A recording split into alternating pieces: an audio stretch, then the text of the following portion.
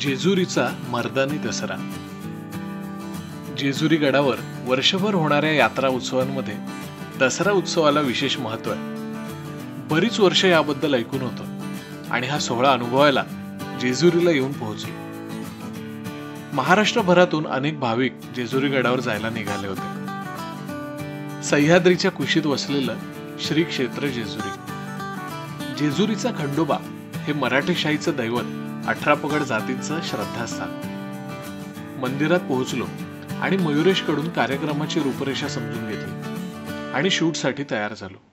देवाचा जो मूळ गड, जो जुनागड म्हटला तो कडेपठार, ते कडेपठारची पालखी आणि खंडोबा इथल्या खालच्या गडाची पालखी, या दोन्ही देवांची भेटाभेट ही त्या मागच्या डोंगरामध्ये होते. दसऱ्याला संध्याकाळी पालखी सीमोल्लंघनासाठी तयार होते. पालखीत खंडोबा आणि म्हाळसा देवीची मूर्ती ठेवून पालखी भेटाभेट सोहळ्यासाठी निघते.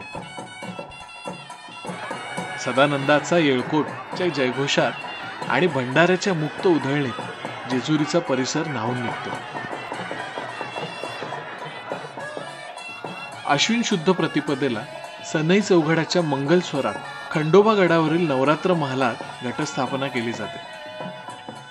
उत्सवातल्या प्रथेप्रमाणे 9 दिवस इथे कोल्हाटी समाजातील कलावंत वाघ्या मुरळी, गोंधळी, जुनी गाणी म्हणून देवापुढे हजेरी देतात, तर घडशी समाजातले कलाकार दिवस रात्र गडावर सनई चौघडा नगारा वाजवतात.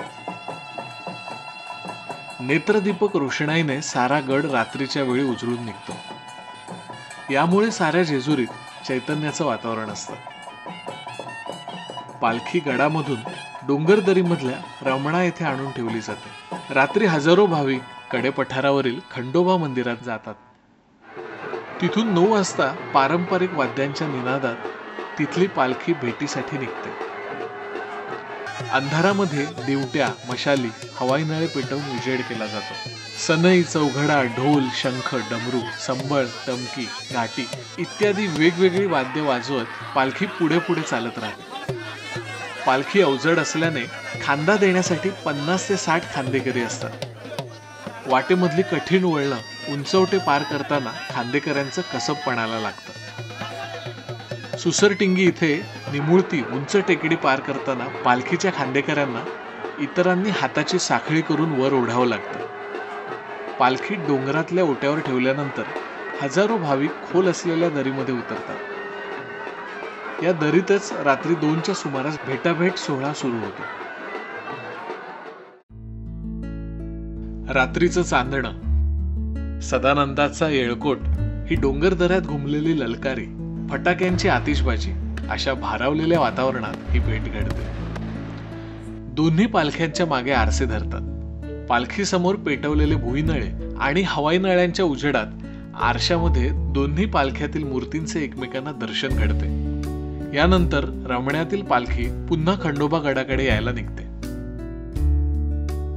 पहाटे पालखी गडाच्या पायथ्याशी येते. सकाळी 7च्या सुमारास पालखी गडामध्ये प्रवेश करते. या पालखीतल्या देवांसमोर स्थानिक कलावंत नाचगाणे करून हजेरी लावतात. खंडोबा देव दमलेला असल्याने पालखी बराच वेळ खेळवली जाते. त्यानंतर ऐतिहासिक खंडा तलवार उचलण्याची स्पर्धा सुरू होते. या 40 किलो तलवारीचे वेगवेगळ्या कसरतीचे प्रयोग कसरतपटू करतात. एका हातात तलवार जास्त वेळ उचलून धरणं, दातात धरून उचलणं, तलवार तोंडात धरून उभं राहणं, खाली बसणं, झोपून तलवार दातात उचलणं, युद्धासारखे हाताने फिरवणं अशी अनेक प्रात्यक्षिकं पाहताना प्रेक्षकांचा श्वास रोखला जातो. यातले कसरतपटू 3 महिन्यांपासून स्पर्धेची तयारी करतात.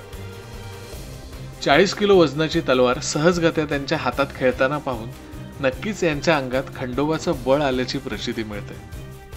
तब्बल 18 तास डोंगर दऱ्यांमध्ये चालणारा हा सोहळा मर्दानी दसरा म्हणूनही ओळखला जातो. जेजुरीतील ग्रामस्थ, देवाचे मानकरी, खांदेकरी तसेच सोहळ्याचा अनुभव घेण्यासाठी बाहेरून आलेल्या भाविकांनी जेजुरी गड आणि परिसर गर्दीने फुलून जातो.